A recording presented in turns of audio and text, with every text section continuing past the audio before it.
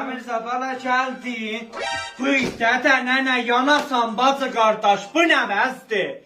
Acıda senin üz gözün kim bu? Güne koyup bu sırsızlıkları koyup kollara. Topta yıkılmışım. Hangi topta yıkılıpsan bu topta ne görün ne oluptu sana? Hüseyin vurdu. Hangi Hüseyin? Gün nişan kalan. Gül nişan bizim aralık gül nişanı. Gödün de her. Gel görün benden. Düz pok gara doyağa. Gül nişanlı.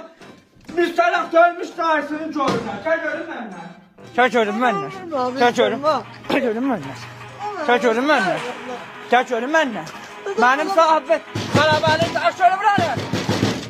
Tez aşağı buranı. Gül nişan gel görün buranı. Bunun sahibi yoktu. Bunun dedesi nenesi yoktu. Senin fırgını fırıp benim bayağıma. Gel canım ben bu tarafa.